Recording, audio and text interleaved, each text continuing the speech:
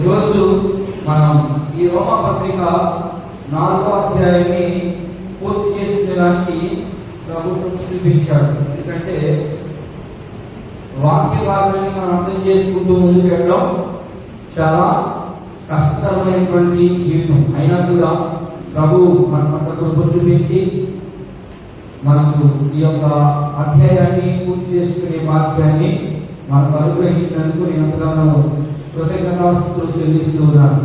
సరే, మనం ఈరోజు 4వ అధ్యాయంలో మొదటి వచనం నుంచి 25 వచనాలకి ఒకే పేరుని మీకు ఆల్రెడీ నేను ముందుగా చెప్పాను. ఏంటి ఆ పేరంటే, నమ్మకం ద్వారా అబ్రహాము పొందుకున్నది ఏమిటి, ఏం పొందుకున్నాడు, మరి నీవు నేను యేసుక్రీస్తు ప్రభువుని నమ్ముకున్న మనం ఏం పొందుకోతున్నాం, ఏం పొందుకోబోతున్నాం అనే విషయాలు నేర్చుకునేదానికి ప్రభు మనకి ఇచ్చినటువంటి ప్రేమ బట్టి ఆయన ఎంతగానో మనము రుణస్థులని, ఆయనకి మనం ఏమి ఇచ్చినా ఆయన రుణం తీర్చుకోలేము కాబట్టి మనము రుణస్థులమే. ఇప్పుడు మనం ఆల్రెడీ 2 భాగాలు ముగించుకొని ఇప్పుడు చివరి భాగానికి వచ్చాం. ఆ చివరి భాగంలో 4వ అధ్యాయము 13 నుంచి 25 వచనాలు మనం చదువుకుందాం.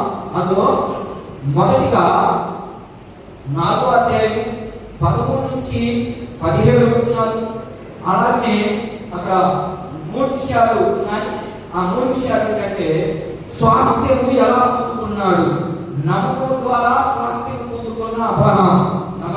అక్కడ 13 నుండి 17 వచనాల్లో ఉన్న వివరణ మనం చదువుకున్నట్లయితే అక్కడ ఏం కనిపిస్తుంది అంటే, అబ్రహాము నమ్ముకున్నాడు కాబట్టి ఆయన స్వాస్థ్యాన్ని పొందుకున్నాడు. ఏంటి ఆ స్వాస్థ్యము అనేది మనం నేర్చుకున్నాం. ఏంటి అబ్రహాముకు దేవుడు ఏ వాగ్దానం చేశాడు, వాగ్దానం చేయబడినటువంటి ఆ స్వాస్థ్యాన్ని అబ్రహాము ఎలా పొందుకున్నాడు, అది విశ్వాసం ద్వారానే పొందుకున్నాడు కానీ మనం చేసే పనుల వల్ల ఆయన పొందుకోలేదు. ఏంటది, ఏంటి ఆ యొక్క వాగ్దానం, ఏం చేశాడు వాగ్దానం అబ్రహాముకి దేవుడు 12వ అధ్యాయంలో లేదా 15వ అధ్యాయంలో 2 వాగ్దానాలు చేశాడు.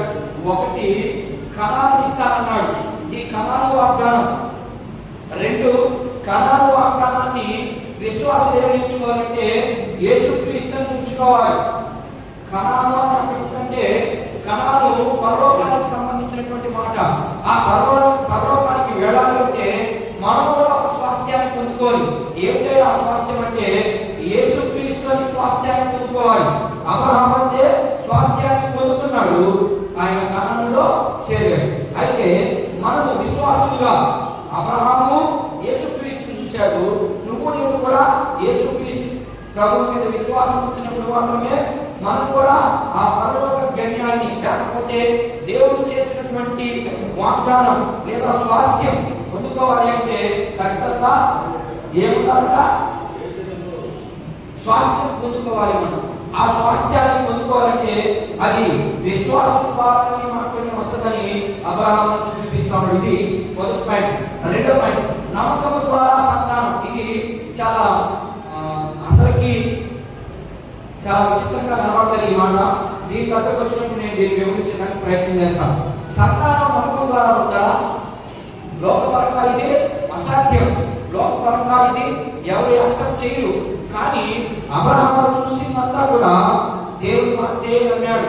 ఆయన యొక్క శరీరాన్ని బట్టి లేకపోతే ఆయన ఉన్నటువంటి స్వభావాన్ని బట్టి ఆయన సంతానాన్ని పొందుకోలేదని ఆయనే సాక్షిస్తా ఉన్నాడు. మరి ఇది పూర్వం చెప్తే అందరూ ఎక్కడ చేస్తారు అంటే నమ్మకాలు ఎక్కడ చేస్తారు. ఇది 18 నుండి 22 వచనాల్లో కనబడతాడు. ఇకపోతే 3వది, మనం అబ్రహాము లాగా నమ్ముకోలు కంటే మనం కూడా ఏమొస్తుందంట, పరలోకం అనే స్వాస్థ్యాన్ని పొందుకుంటాం. ఈ 3 విషయాలు బట్టి మనం ఈరోజు నేర్చుకునే ప్రయత్నం చేద్దాం. చిన్న ప్రార్థన చేసుకుందాం. మీరు ఎవరైనా ప్రేరేపించబడిన వారు చిన్న ప్రార్థన 1 నిమిషంలో చేయాలి. నేనే చేస్తాను. ప్రేమ తండ్రి, కృప కలిగిన దేవానికి వందనాలు. ఈ యొక్క ఉదయకాల సమయంలో ప్రభువా, మరి ఈ వాక్య భాగంలో మేము ధ్యానించుకున్నటువంటి ఆ ధ్యాన భాగంలో ప్రభువా, నీ బిడ్డలు యుగయుగాలంతా కూడా ఉండాలని, మంచి ఫలాలు ఫలించాలని నీ బిడ్డలు సిద్ధపరిచి వచ్చిన ప్రతి బిడ్డను కూడా దీవెనకరంగా ఆశీర్వాదకరంగా చేయండి. ఈ శబ్దాన్ని జ్ఞాపకం ఆలోచిస్తున్నాయి వారి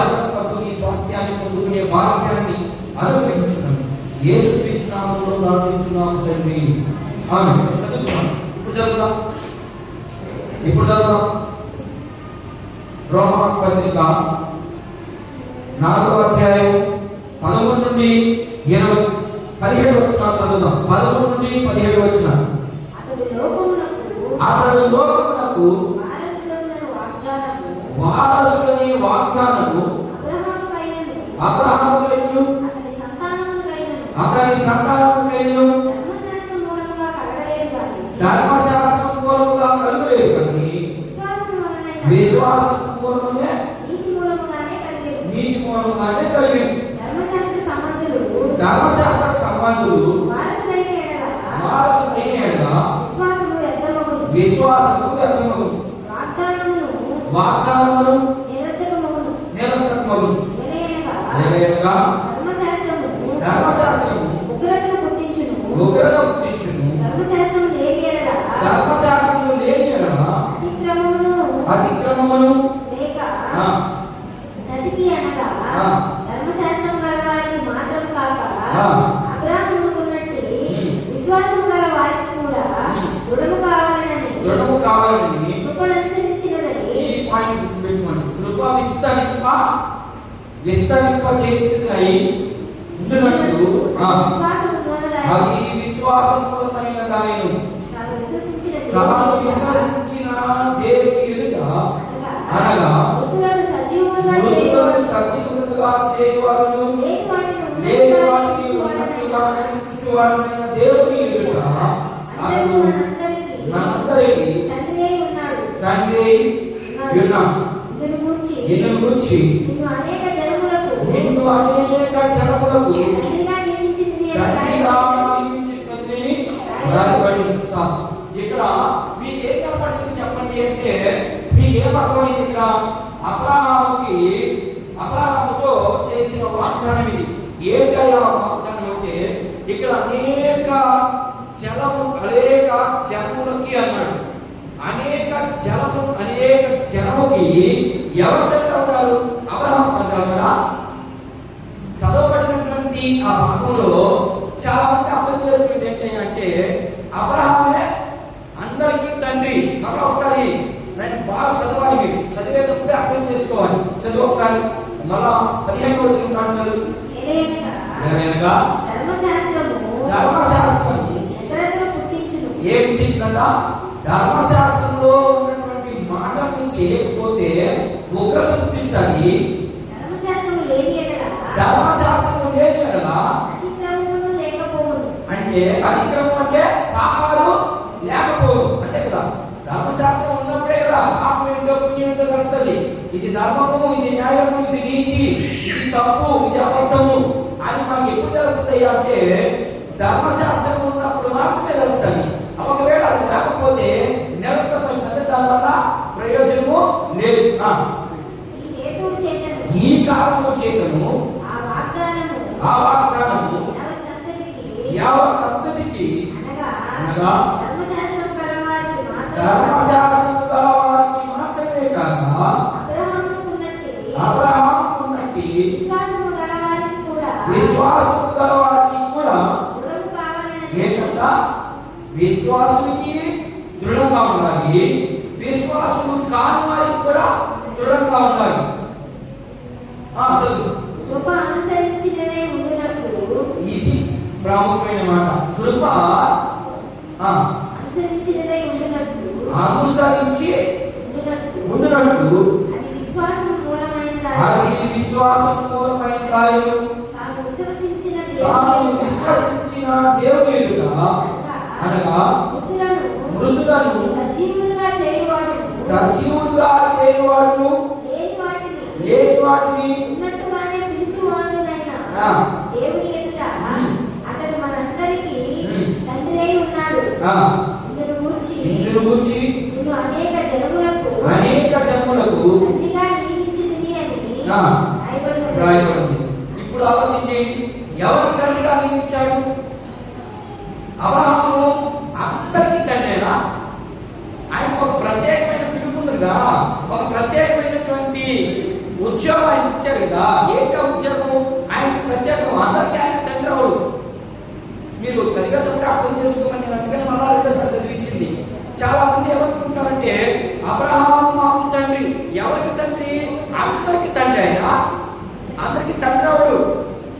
ఇక్కడ ఏం చెప్పాడు? విశ్వాసం మూలంగా తండ్రి, విశ్వాసం కానివాడు కూడా తండ్రి అంటున్నాడు. అక్కడ అదొక విశ్వాసంగా అబ్రహాము ఎవరికి తండ్రి?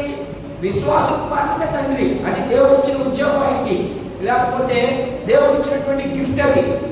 అబ్రహాము ఎవరికి తండ్రి అంటే విశ్వాసుకు మాత్రమే తండ్రి. అంటే ఎవరైతే యేసుక్రీస్తుని నమ్ముతారో, విశ్వాసి అంటే అర్థం ఏంటంటే యేసుక్రీస్తు ప్రభువుని నమ్ముకున్న వారు మాత్రమే విశ్వాసి. యేసుక్రీస్తు ప్రభువుని నమ్మనటువంటి ప్రజలకు కూడా తండ్రి అని వాగ్దానం పొందాడు. ఎవరా తండ్రి? ఇప్పుడు చూద్దాం. గమనించి రాయబడిన పత్రిక. ఎవరైనా విశ్వాసునికి ప్లస్ విశ్వాసులు కాని వారికి తండ్రి. ధర్మశాస్త్రాన్ని నెరవేర్చే వారికి తండ్రి, ధర్మశాస్త్రము నెరవేర్చని వారికి కూడా తండ్రి. ధర్మశాస్త్రము ఇవ్వబడని ప్రజలకి తండ్రి, ధర్మశాస్త్రము ఇవ్వబడినటువంటి ప్రజలకు కూడా తండ్రి. ఎన్ని విషయాలు చెప్పండి ఇక్కడ? ఎన్ని విషయాలు చెప్పారమ్మా? మీరు విన్నాను సాయి చూడాలి. వాక్యాన్ని అర్థం చేసుకోకపోతే మన జీవితం ఆధ్యాత్మికంగా ఎదగలేదు. వాక్యాన్ని అర్థం చేసుకోవాలి. ఇక్కడ ఏం చెప్తారంటే ధర్మశాస్త్రము ఇచ్చిన వారికి తండ్రి, ఈయన వారికి కూడా తండ్రి. ఎవరికి ఇచ్చారు ధర్మశాస్త్రము? ఇశ్రాయేలుకి మోషే ద్వారా ఇచ్చాడు. ఇచ్చినటువంటి ప్రజలు కొద్దిమంది, అందరికి ఇవ్వలేదు ధర్మశాస్త్రం. ఎవరికి ఇచ్చారంటే 10 గోత్రాలు లేదా 12 గోత్రాల వారికే ఇచ్చారు.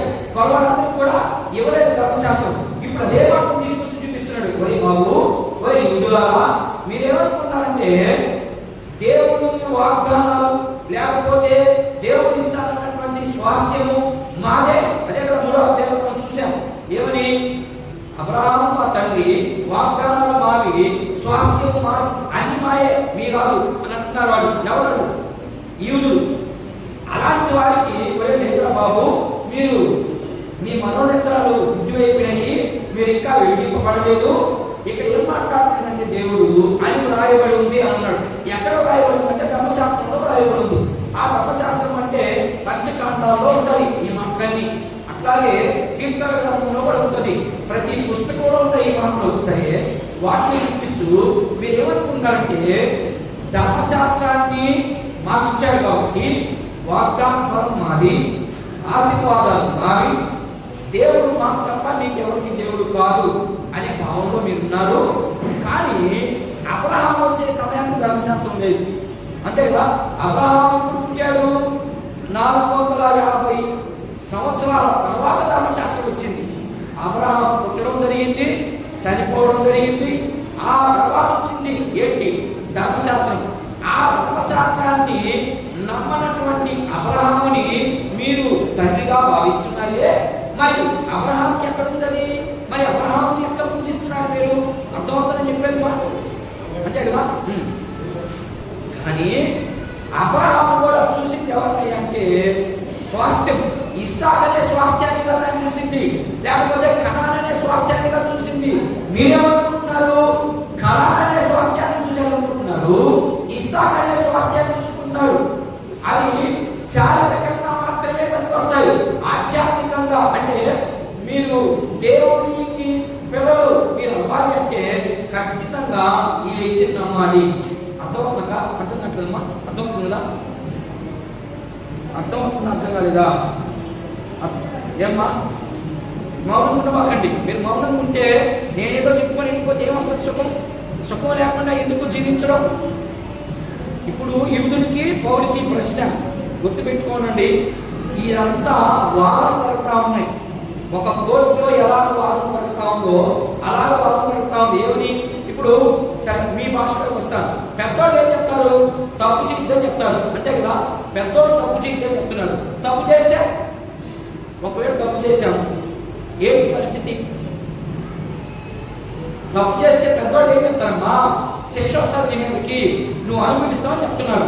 అదే ఇక్కడ చెప్తున్నాడు. అరే బాబు, అబ్రహాము అసలు ఎన్ని తప్పు చేశాడు? ఆయన చాలా తప్పు చేశాడు కదా అబ్రహాము.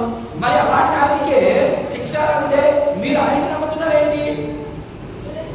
ఆయన ఉన్నప్పుడు ధర్మశాస్త్రం లేదు, ధర్మశాస్త్రం వచ్చిన తర్వాతనే పాపం ఏంటో పుణ్యం ఏంటో బయటకు వచ్చింది. అసలు ఆయనకి ధర్మశాస్త్రం తెలీదు, పాపం ఏంటో తెలీదు, పుణ్యం ఏంటో తెలీదు. అయినా కూడా అబ్రహాము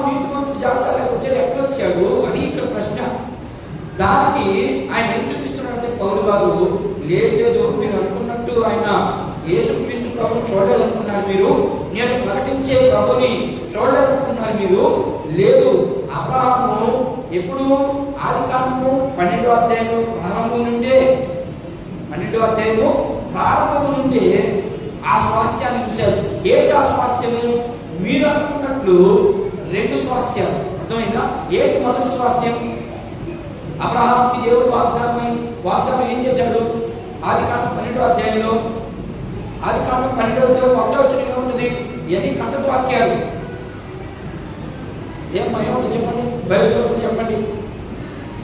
అబ్రహామా, నువ్వు లేచి నేను చూపించబోవు దేశానికి పోమంటు, అదే నీకు స్వాస్థ్యంగా ఉంటుంది. ఇది మొదటి స్వాస్థ్యం. ఏంటంట? కనాను. ఇది మొదటి స్వాస్థ్యం. అబ్రహాముకి మొదట వాగ్దానం చేసింది ఇది. ఓకేనా? రెండో వాగ్దానం చేశాడు. ఏంటి? 15వ అధ్యాయం 1వ వచనం 4వ వచనంలో ఉంటుంది. ఏముంది?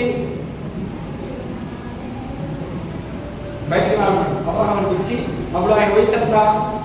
స్వాస్థ్యము అంటే మీ బుర్రకు వచ్చి అవన్నీ మాట్లాడి గుర్తుండాలి. నేను చెప్పే మాట కట్టుకోకుండా పాపం మీరు వినడం లేదు, సరిగా వింటున్నారు కానీ వదిలేస్తున్నారేమో. మొదలు పక్కండి, వదిలితే బుర్ర పాడైపోద్ది. ఓకేనా? 12వ అధ్యాయంలో ఏం చెప్పాడు ఆయన? 1 నుండి 5 వచనాల్లో నీకు కనాన్ అనే స్వాస్థ్యాన్ని ఇస్తానన్నాడు. కనాన్లో అప్పటికే చాలా మంది ప్రజలు ఉన్నారు. అర్థమైందా? ఆ ప్రజలందరినీ బయటకు తోలేసి నీకు ఇస్తాను అబ్రహాము అని వాగ్దానం చేశాడు. ఇది మొదటి వాగ్దానం. రెండవ వాగ్దానం ఇస్సాకుని ఇస్తాడు అని వాగ్దానం చేశాడు. ఎక్కడ ఉంటుంది ఇది? 15వ అధ్యాయం ప్రారంభంలో ఉంటుంది. అప్పుడు ఆయన వయసు ఎంత? అబ్రహాము వయసు 100. అప్పుడే కదా చెప్పింది. ఏమని? నీకు పిల్లవాడిని ఇస్తానని ఎప్పుడు చెప్పాడు ఆయనకి? అబ్రహాంకి 100వ సంవత్సరం చెప్పాడు. అంటే జరుగుతుంది కదా అసలు? 100వ సంవత్సరం జరుగుతుంది. ఆ పిల్లలు ఉంటారా? నేను చెప్పేది అర్థమవుతుందా? వాగ్దానం చేసింది ఎప్పుడు? 12వ అధ్యాయంలో వాగ్దానం చేశాడు. చదవండి. మీరు ఏమి అసలు ఏ విచిత్రం చూస్తూ ఉన్నారు? 12వ అధ్యాయం చూడండి. ఏమో మీరు చదవట్లేదు బైబిల్ అసలు? మాకెందుకు వచ్చే వాళ్ళు నీకే కదా, మాకేం సంబంధం అంటారా? నీవు లేచి ఈ దేశం నీవు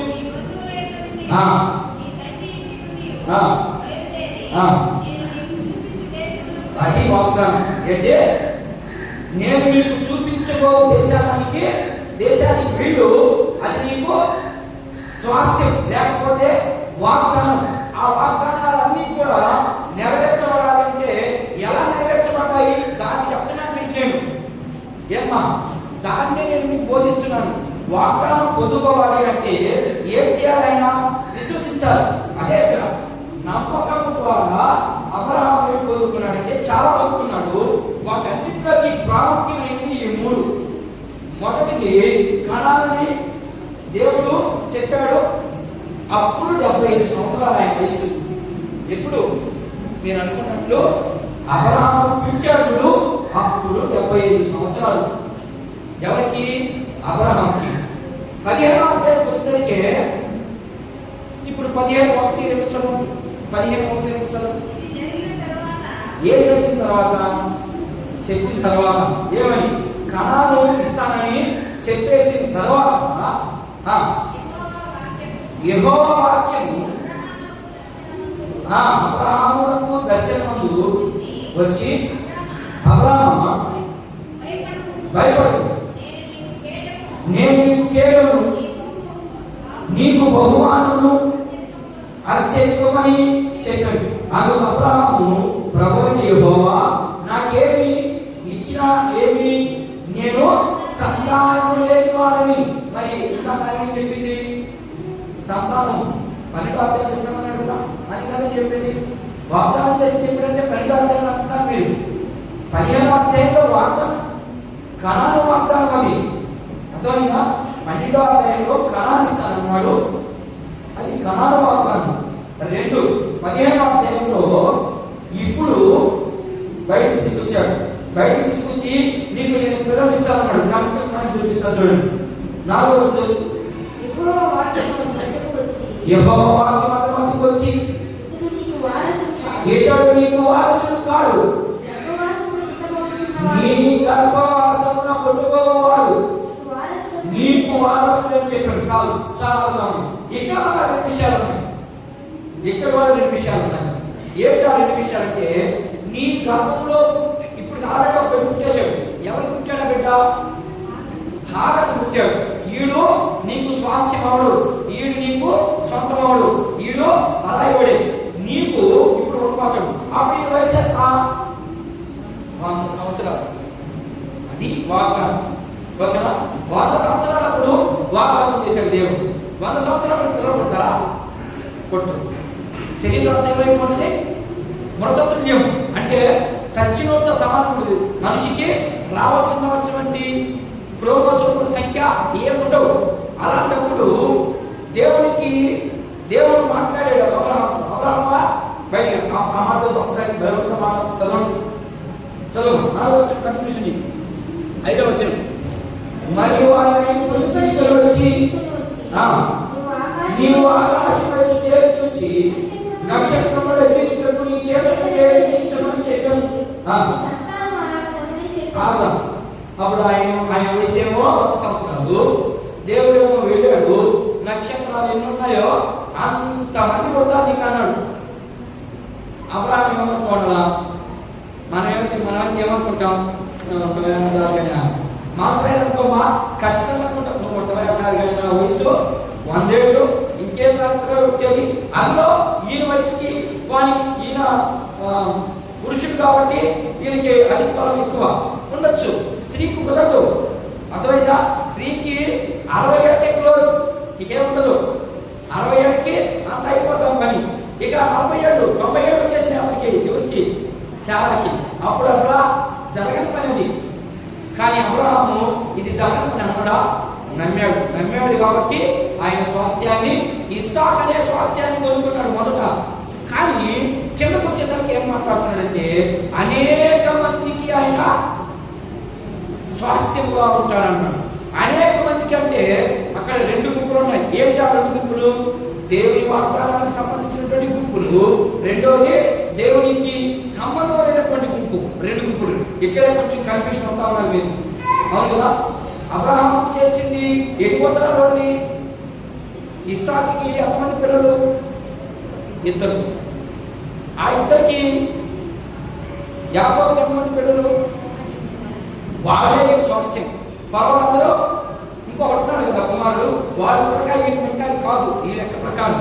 అదే అక్కడ ఇప్పుడు ఏం చెప్తున్నాడంటే దేవుడు, ఇదిగో నేను గలతీ పత్రిక ఇస్తానంటే మీకు అర్థమయ్యేదానికి దేవుడు ధర్మశాస్త్రము ఇచ్చిన వారికి దేవుడే తండ్రి, ధర్మశాస్త్రము ఇవ్వని వారికి తండ్రి. ఎవరి గురించి మాట్లాడుతున్నాడు ఇక్కడ?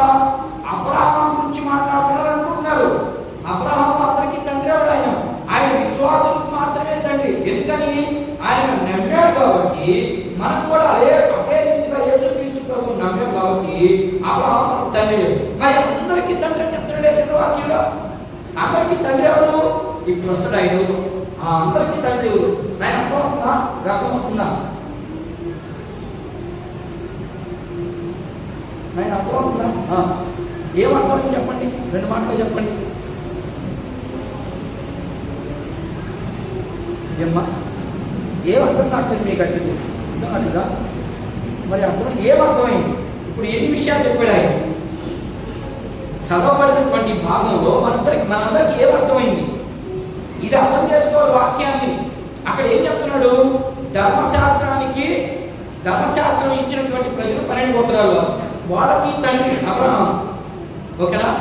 2 అసలు ధర్మశాస్త్రం లేనటువంటి నీకు నాకు కూడా తండ్రి ఆయన. 2 విషయాలు చెప్తున్నాడు. ధర్మశాస్త్రానికి ముందు, ధర్మశాస్త్రానికి వెనక వాళ్ళిద్దరికి తండ్రి అన్నాడు. ఇప్పుడు అబ్రహాం ఎవరికి తండ్రిని తేల్చాడు దేవుడు? విశ్వాసుడు. అంటే ధర్మశాస్త్రం ఇవ్వబడిన వారికి తండ్రి ఆయన. ధర్మశాస్త్రం ఇచ్చిన వాడికి తండ్రి ఎవరు? అది అక్కడ దాంట్లో ఉన్న మధ్యలో ఉన్నటువంటి అర్థం ఏంటంటే ధర్మశాస్త్రం ఇచ్చినోడికి తండ్రి అన్నాడు, ధర్మశాస్త్రం ఇవ్వనోడికి తండ్రి అన్నాడు. ఇప్పుడు అది అర్థం కాక అబ్రహాం అందరికీ తండ్రి అని అనుకుంటున్నారు. అందరికి తండ్రి కాదు ఆయన. ఎవరికి తండ్రి అంటే ధర్మశాస్త్రానికి ముందున్నటువంటి వారికి తండ్రి కాదు ఆయన. ధర్మశాస్త్రానికి వెనుకున్నటువంటి వారు తండ్రి. ఎట్లా అనేది నేను వివరిస్తాను. అందుకనే అబ్రహాముకి ఏం వాగ్దానం చేశాడు? మొదట స్వాస్థ్యం పొందుకున్నాడు. ఏంటి ఆ స్వాస్థ్యం అనే దానికే మీకు చెప్తా ఉన్నాడు. ఏంటి ఆ స్వాస్థ్యము? కనాను మొదటి స్వాస్థ్యము, రెండవ స్వాస్థ్యము ఇస్సాకు, మూడవ స్వాస్థ్యం ఇది అందరికీ తండ్రి. ఎవరైనా మళ్ళా అబ్రహాం అంటారండి.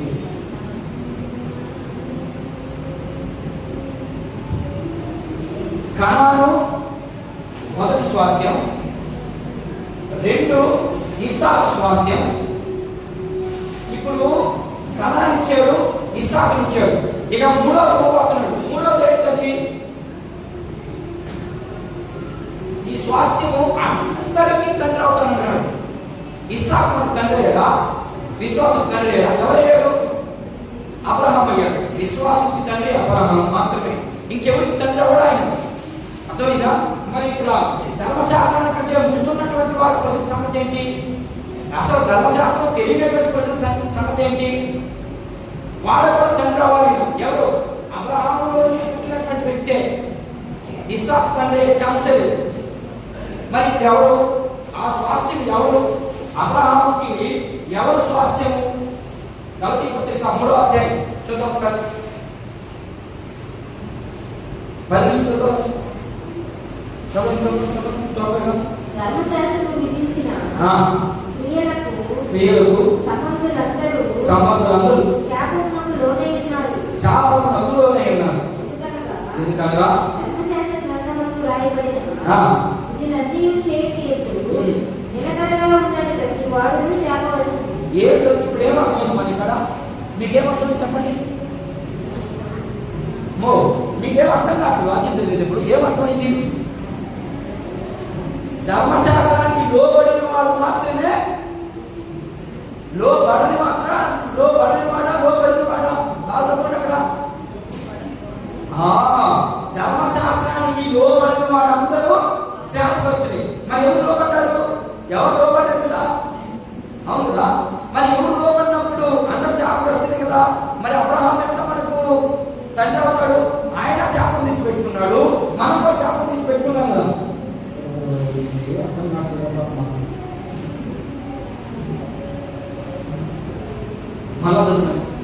మళ్ళా చదువు పెద్దగా చదువు. ధర్మశాస్త్రము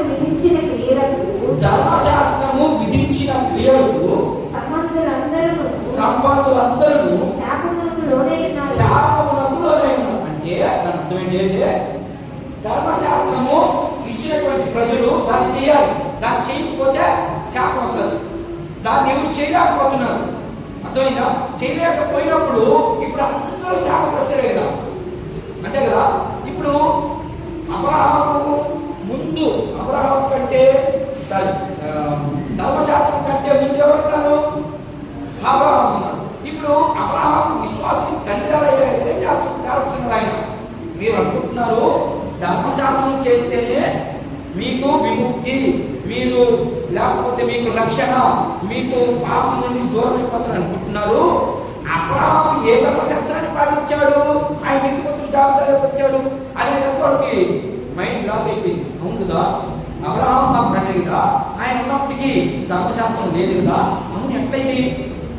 ఇది పాసిబుల్ కాదు కదా, ఇది జరగని పని కదా. ఆయన ఏం చూశాడు అంటే ఒక స్వాస్థ్యాన్ని పొందుకున్నాడు. ఏంటి ఆ స్వాస్థ్యం అంటే ఇప్పుడు చూపిస్తున్నాడు. ఏంటి ఆ స్వాస్థ్యాన్ని అడిగేవాడు, ఇప్పుడు చూపిస్తున్నాడు. ఇప్పుడు చదువు కాకుండా ఇప్పుడు బాగా అర్థమవుతుంది. ధర్మశాస్త్ర గ్రంథమందు రాయబడిన విధులన్నీ చేయుట యందు నిలకడగా ఉండని ప్రతి వాడును శాపగ్రస్తుడే అని రాయబడి ఉంది. ధర్మశాస్త్రము చేత ఎవడును దేవుని ఎదుట నీతిమంతుడని తీర్చబడని సంగతి స్పష్టమైంది. ఇప్పుడు అర్థమైందా? ఏమే ధర్మశాస్త్రాన్ని చేయకపోతే దేవుని ఎదుటికి పోయి నేను నీతిమంతుడని చెప్పుకోవడం వ్యర్థమే. దానికి జరగని పని. ఇప్పుడు రెండు నీతిమంతుడు విశ్వాసపూర్వకంగా జీవించడు. నీతిమంతుడు ఎలా జీవిస్తాడు అంటే విశ్వాసం. ఏ విశ్వాసము? విశ్వాసం అంటే అర్థం ఏంటి? ఏమా విశ్వాసం అంటే అర్థం ఏంటి? అసలు విశ్వాసం అనేది, విశ్వాసం అంటే అర్థం ఏంటి? అసలు విశ్వాసం ఏంటి? ఇక్కడ నీతిమంతుడు లేడు అన్నాడు. మరి నీతిమంతుడు లేడు అంటే నీతిమంతుడు అవ్వాలంటే బైబిల్ చెప్తా ఉంది యేసుక్రీస్తు ప్రభు రక్తం ద్వారా కడగబడిన వాడు మాత్రమే నీతిమంతుడు చెప్తుంది. మరి అబ్రహాముడు ఎవరుకున్న నీతి? అబ్రహాముకి యేసు ప్రభు తెలుసా? తెలుసా చూపిస్తున్నాడు. ఇదిగో నేను చూపించబో దేవుడు ఆదింటే ఉన్నాడు, మీ తండ్రి అబ్రహామే నమ్మాడు. ఎవరు అబ్రహాం అంటే కూర్చొని ఎక్కడ చదువుతుంటే కబురు వస్తున్నాడు చదువుతున్నాడు.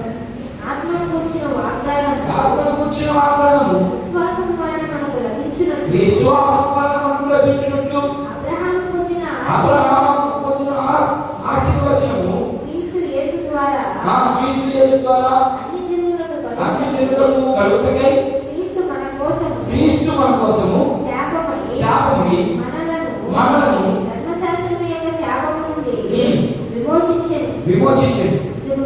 నిన్ను గూర్చి నారు మీద వేలాడిన ప్రతి వాడును శాపగ్రస్తుడు అని రాయబడి ఉన్నది. సహోదరులారా, మనుష్య రీతిగా మాట్లాడుచున్నాను. మనుషుడు చేసిన ఒడంబడికైనను స్థిరపడిన తరువాత ఎవడను దాన్ని కొట్టివేయడు. అబ్రహామునకు అతని సంతానమునకు వాగ్దానము చేయబడి ఆయన అనేకులను గూర్చి అన్నట్టు సంతానమునకు అని చెప్పక ఒకరి గూర్చి అన్నట్టే నీ సంతానమునకును అని. ఆ సంతానము క్రీస్తే. ఎవరు చూశాడు? క్రీస్తుని ఎప్పుడు చూశాడు? అది మీరు 18 వచ్చిన ఇంకా చదువుకుంటామండి. చదువుకుంటా పోతే మీకు ఇంకా బాగా అర్థమవుతుంది. ఏమని చెప్తున్నాడంటే, ఓ యుద్ధులారా, లేకపోతే ఓ ధర్మశాస్త్రాన్ని పాటిస్తున్నటువంటి పెద్దలారా, ఓ గురు క్రైస్తవులారా, మా భాషలోకి వస్తే మీరు అబ్రహాము నమ్ముతున్నారు, పని చేస్తే లేకపోతే క్రియ చేస్తే పరలోకం వస్తుంది అనుకుంటున్నారు. దానివల్ల రాదు. మరి దేనివల్ల వస్తుంది? యేసుక్రీస్తు ప్రభు మీద నమ్మకం ఉంటే మాత్రమే వస్తుంది. అసలు నమ్మకము అబ్రహాము ఇప్పుడు పొందుకున్నాడు. ఇదిగో కొట్టకదలికి ఆయన క్రీస్తు శరీరధారిగా భూమి మీద రాకదలికే అబ్రహాము ఆయన్ని చూశాడు. అదే ఆయన స్వాస్థ్యము. ఆయన కుమారుడు శారీరపరంగా ఇస్సాకు, కానీ వ్యక్తిగతంగా అందరికీ తండ్రి ఎవరు? యేసు ప్రభువు. ఎలా తీసుకొచ్చాడు అని వాళ్ళు ఎవరు నమ్ముతున్నారు? అబ్రహాము నమ్ముతున్నారు, ధర్మశాస్త్రం నమ్ముతున్నారు. కానీ ధర్మశాస్త్రము వ్యర్థమే. అబ్రహాము ఏదైతే నమ్మాడో ఆయన నమ్మింది యేసు ప్రభుని.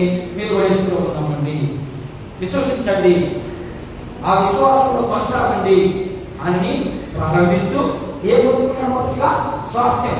2 స్వాస్థ్యాలు, కనాను స్వాస్థ్యం ఒకటి, 2 ఇస్సాకు అనే స్వాస్థ్యం ఒకటి, 3 ఇదందరికీ నమ్మకం ద్వారా అబ్రహాము ఏ పొందుకున్నాడు అంటే స్వాస్థ్యాన్ని పొందుకున్నాడు. మరి నువ్వు నేను స్వాస్థ్యాన్ని పొందుకోవడానికి ఏం నమ్మాలి? క్రీస్తుని నమ్మాలి. ఇది మొదటి పాయింట్.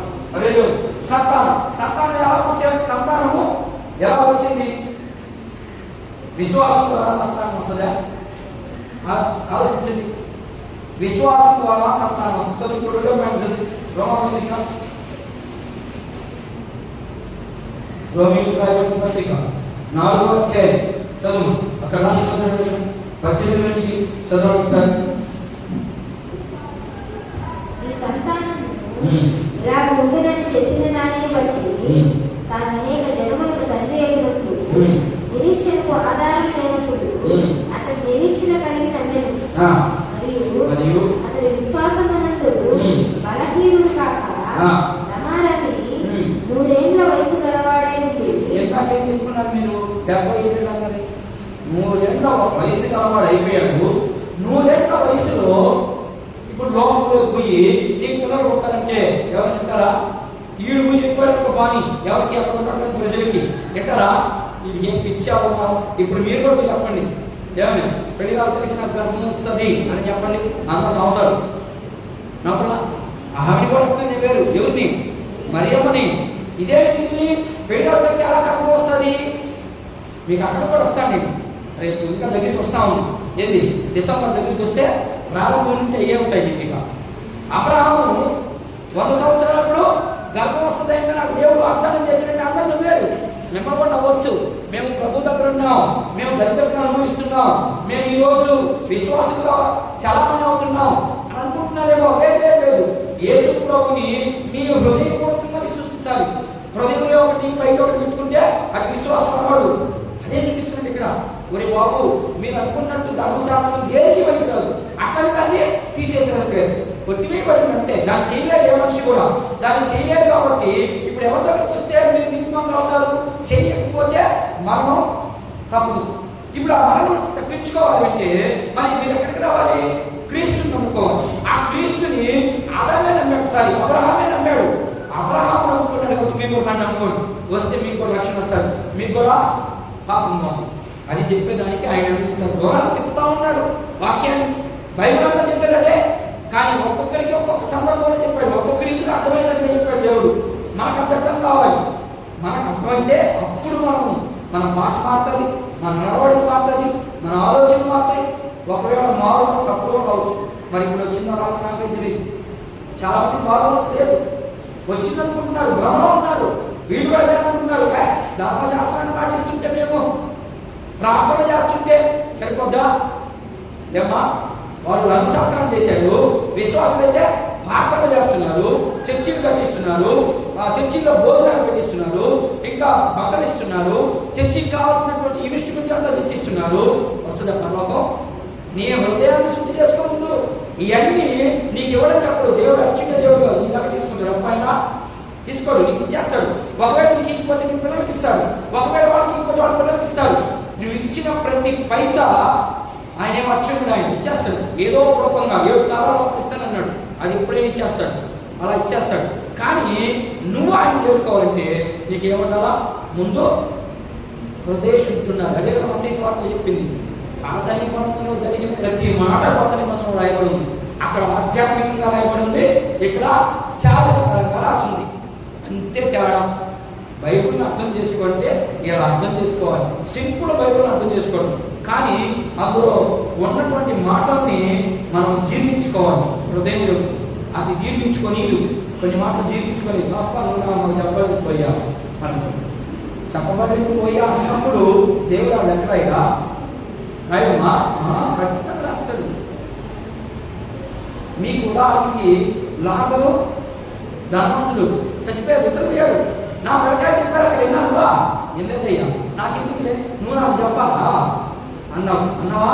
అందుకే నీకు ఇద్దరు. నా పిల్లలు నాకు వినలేదు. విని నీ జీవితాన్ని సెట్ చేసుకో.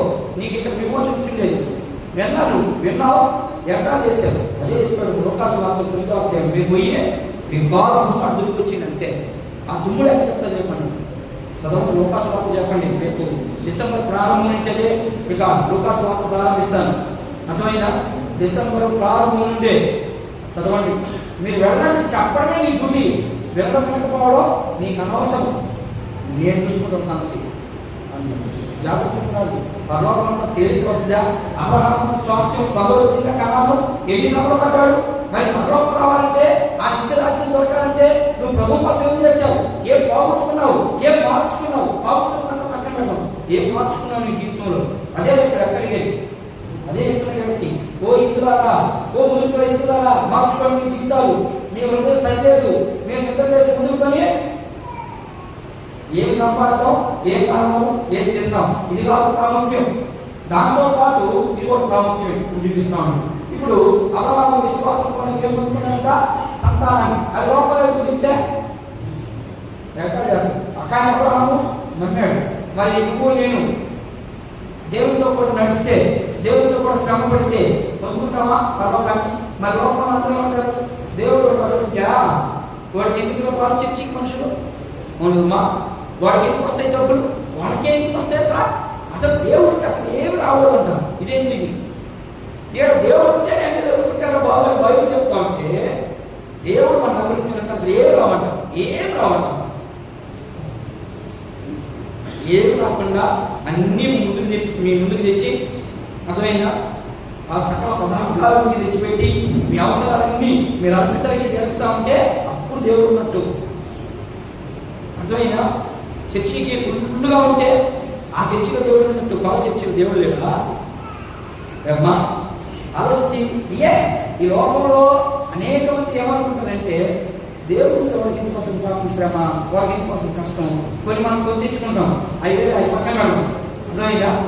యేసు క్రీస్తు ప్రభుని నిజంగా నువ్వు కానీ అనుభవిస్తూ ఉంటే నీకు శ్రమ ప్రతిరోజు శ్రమే.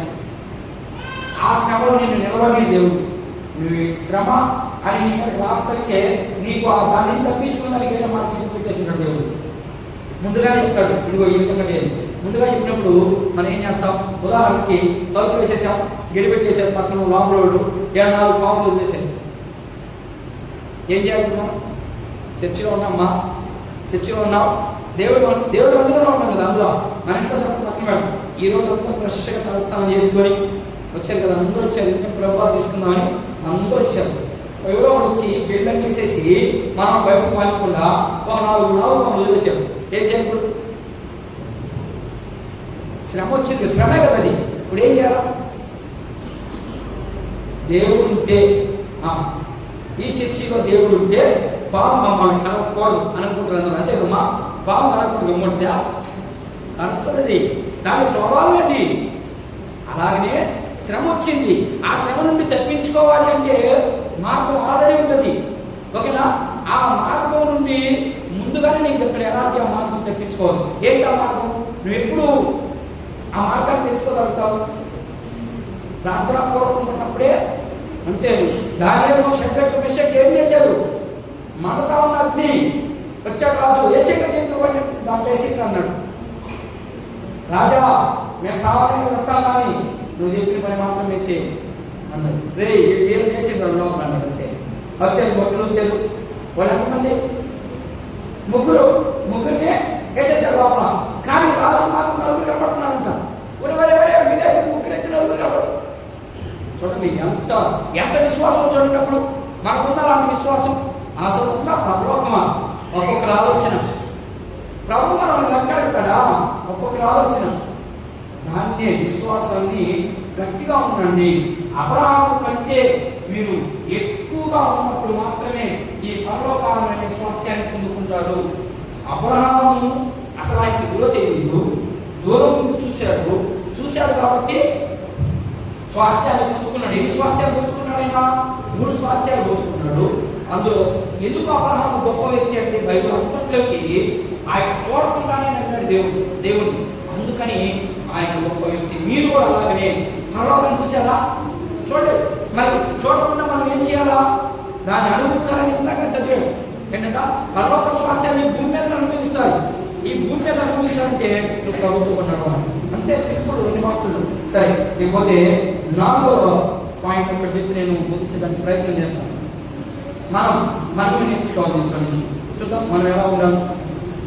మనం విశ్వాసం ఉంటే సరిపోతుందా? చెప్పండి, విశ్వాసం ఉంటే సరిపోతుందా? ప్రకటన నిబంధన ప్రకారం చెప్పొద్దు. విశ్వాసంతో పాటు ఏం అవసరం అంటే క్రియ కూడా అవసరం. చూద్దాం ఒకసారి యాకోబు పత్రిక 2వ అధ్యాయం 18 తప్పని చూడమన్నాయి. మన ఎలా ఉన్నామో అప్పుడు సింపుల్ గా చేశారు. అయితే ఒకడు నీకు విశ్వాసం ఉన్నది, నాకు క్రియలున్నవి. ఏంటన్నా ఒకటే చెప్తానంటే, మీరైతే దేవుడిని నమ్మారు, నేనైతే అన్నదానాలు, పూజలు, పురస్కారాలు చేస్తారు. క్రియలు లేకుండా నీ విశ్వాసం నాకు కనపరచుము. నేను నా క్రియల ఏం చెప్పాడు ఇప్పుడు ఆ వ్యక్తి? ఇద్దరున్నారు అక్కడ. నా చదవండి, బైబిల్ చదివాడు, నా చదివేసింది. ఇద్దరున్నారు అక్కడ. ఒకడేం చెప్తున్నాడంటే నీ విశ్వాసాన్ని చూపించినాక అంటున్నాడు. చూపిస్తారా? మా విశ్వాసాన్ని చూపిస్తారా? ఎవరు చూపించలేదు. చూడండి ఎట్లాంటి ప్రశ్నలు రాస్తున్నాడు పౌరుకి. మరి మీకు కూడా అలాంటి ప్రశ్నలు వస్తూ ఉంటాయి. మీరు ఏం మాట్లాడు గమ్ము చెప్పుకోవడం అంటే మనకు చేత ఇంకా చెప్పడం లేదంటే తలకాయ చెప్పుకోవడం. అదే చెప్పాడు. అర్థమైందా? మరి ఒకడేమో క్లియర్ చూపిస్తున్నాడు. ఇదిగో నేను పరలోకానికి పోవడానికి నేనేమేం చేశాను? బైబిల్ పంచుతుందా, గొడవలు పంచుతుందా, ఇంకా చర్చికి కేర్ ఇస్తుందా, చర్చికి స్పాన్సర్ చేస్తుందా? ఏం పంచుకోవాలి దానిలో ఆయన ఒక్క మాట చేస్తున్నాడంటే దానివల్ల పర్వతం రాదు. అక్కడనే నువ్వు పెట్టిన దానికి రుణం ఉంచుకోవడానికి అయిపోయిందా? ఇప్పుడు పర్వతం చేయాలా? దేవుని పనిచేయాలి, దేవుని పరిశుద్ధత్వం మనలో ఉండాలి. అది చెప్తున్నాడు ఆయన. ఆ పరిశుద్ధతను మనము లోపల పెట్టుకోవాలి అని మాట్లాడుతూ ఆయన కొన్ని విషయాలు చూపిస్తున్నాడు. ఇప్పుడు చదువు దాని గురించి ఏమంటున్నాడు? హెబ్రీ పత్రిక తక్కువగా అదే మాట వచ్చింది. తప్పగా 2 మాటలు ముగించుకుందాం. హెబ్రీ పత్రిక 11వ అధ్యాయం మాట వచ్చింది. విశ్వాసమును బట్టి హేబేలు కయీను కంటే శ్రేష్టమైన బలి దేవునికి అర్పించెను. దేవుడు అతని అర్పణను గురించి సాక్ష్యం ఇచ్చినప్పుడు అతడు ఆ విశ్వాసమును బట్టి నీతిమంతుడని సాక్ష్యం పొందెను. ఇక్కడ ఏం చేశాడు? హేబేలు ఏం చేశాడు? దేవుడికి ఇది మా భాషలో అర్థం చేసుకోవాలంటే దేవుడికి ఇస్తే మనకి ఏమొస్తుంది? ఏమొస్తుందమ్మా? అదే అనుకున్నాడు. ఎవరు? కయ్యూను. మీకు ఎందుకు అంత ఇదిగా చెప్తా ఉన్నానంటే, కయ్యూను ఏమనుకున్నాడు? ఇందాక చూపించాడు, క్రియలు చూపించమన్నాడు, విశ్వాసాలు చూపించమన్నాడు. ఆ విశ్వాసం ఎలా కనబడుతుందో ఇలా కనబడుతుంది. ఓకేనా? దాన్ని ఇంకొక రోజు చెప్పేదానికి ప్రయత్నం చేస్తుంది. చర్చి కట్టుకోవాలి అంటే ఆ ప్రాంతంలో మాకు చర్చికి స్థలం దొరకట్లేదు. ఒక చేపలు పట్టే ఒక అమ్మాయి, చేపలు పట్టుకొని బతికే అమ్మాయి, నేను 5 లక్షలు ఇస్తానన్నా అన్నది. నాకు ఎంత పొలం? 4 ఎకరాల పొలం, నాకే ఇలా ఉండేది. ఆయన చేపలు పట్టుకునే అమ్మాయి లేచింది, మా చర్చికి ఇక్కడెక్కడ ఖాళీ ప్లేస్ దొరకట్లేదు, మీరు ఎట్లా చేస్తారు అని అంటే, నేను 5 లక్షలు ఇస్తానన్నా అన్నది. నాకు గుండె గబేలు పెరిగింది. చూడండి వాడు ఎంత విశ్వాసం, అది విశ్వాసం. చర్చికి 5 లక్షలు ఇస్తానంటే చేపలు పట్టుకుని ఒక హాస్టల్ లేవు. వాడు మద్రాసు నుంచి వచ్చేసారు అక్కడికి, ఆ ప్రాంతానికి. ఆ అమ్మాయి లేచి పాపం, అన్నా నేను 5 లక్షలు ఇస్తానన్నా అన్నది. ఇంకొక ఆమె లేచి, అన్నా నేను చర్చికి కావాల్సిన రాయి వరకు నేను ఇస్తానన్నా. అది విశ్వాసం. ఎవరిని దూషిస్తున్నారు వాళ్ళు? పాస్టర్ని దూషిస్తున్నారా? క్రీస్తుని దూషిస్తున్నారు. అదే విశ్వాసం.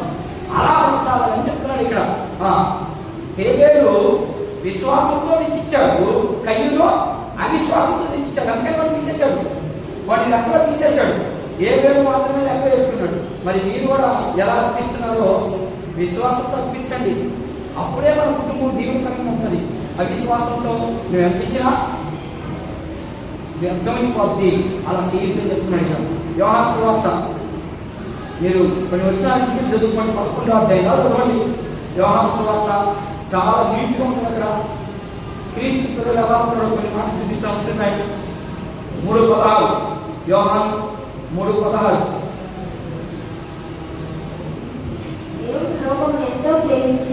కాబట్టే నువ్వు నేను ఉన్నావు. అంతే. దేవుడు లోకము ఎంతో ప్రేమించాడు కాబట్టి నువ్వు నేను సజీవులు దగ్గర, లేకపోతే మనం చేసిన పనులకి ధర్మశాస్త్రం ప్రకారం, లేకపోతే పెద్దోడు చెప్పిన క్రియ ప్రకారం ఉంటే మనం కూడా పోతాం. దేవుడు ప్రేమించాడు. అందుకనే కదా మీకు కృప చూపించాను. ఆ కృప లేకపోతే మనకి భూమి మీద ఉండదు. ఇప్పుడు కూడా యేసు క్రీస్తు ప్రభు విశ్వాసం నుంచి కూడా మనం ఎన్నో తప్పులు చేస్తున్నామా? మరి ఆ చేసే తప్పులకి ఎలా బాగుంది మన మీదకి దేవుడు కృప రావాలి కదా. తప్పు చేస్తే ఏమొస్తుంది? మంచి వారికి పాపం వల్ల వస్తే మనం ఆ వల్ల నుంచి తప్పించుకోవాలని ఏం చేయాలి? ఇప్పుడు క్రీస్తు వచ్చి ఆయన శరీరం దగ్గరకు వచ్చి ఒప్పుకోవాలి. ఏమని? అయ్యా నేను చేసింది ఇది, నేను చేసింది అది, నా వల్ల కావడం లేదు. ఆ ఒప్పుకోలు ప్రార్థన ఖచ్చితంగా ఉండాలి.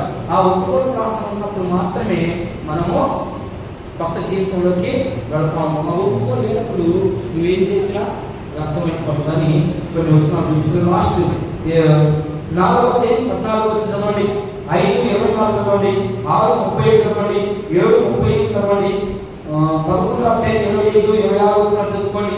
ప్రకటన గ్రంథం 3వ అధ్యాయం 20 వచ్చిన చదవండి. చివరిగా ఈ మాట చదవండి.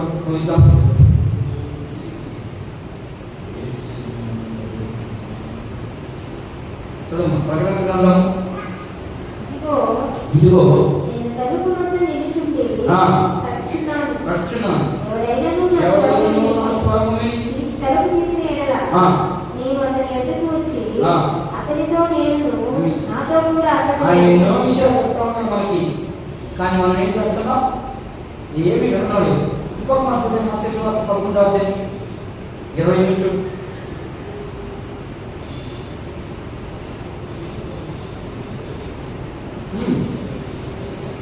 ప్రయాసపడి భారం మోసుకొస్తున్న సమస్త జనులారా నా యొద్దకు రండి, నేను మీకు విశ్రాంతిని కలుగజేయుదును. నేను సాత్వికులను, దీన మనసు గలవాడను కనుక మీ మీద నా కాడి ఎత్తుకొని నా యొక్క నెరవేర్చుకుని నెరవేర్చుకుంటున్నా నేర్చుకుంటున్నా ఏం ఎక్కడ రావు. ఆయన వద్దకు పోవాలి. ఆయన వద్దకు పోకుండా మనం ఏం నేర్చుకోవాలి. ఆయన వద్దకు పోవాలంటే మన వాక్యం కొంచెం అన్నా తెలుసుకుంటారు మనకి. ఆ కొంచెం తెలిసినప్పుడు మాత్రమే మనం అర్థం చేసుకునేదానికి, ప్రభువుని అర్థం చేసుకునేదానికి, మనం ఒప్పుకోలు చేసేదానికి, తప్పు చేసినప్పుడు మన హృదయం ఎలా ప్రేరేపిస్తుంది, తప్పు చేసినప్పుడు దేవుడు మనం ఎలా క్షమిస్తాడు అనే విషయాలన్నీ మనం ఆయన వద్దకు పోవాలి. ఆయన వద్దకు పోయినప్పుడు మాత్రమే ఇవన్నీ మనకు దొరుకుతాయని దేవుడు మాత్రం సెలవిస్తాం. వచ్చారు కానీ ఎంత బియ్యం పర్వాలేదు. ఒకరోజు వస్తే ఒకరోజు రాబేది తిన్నాపేది.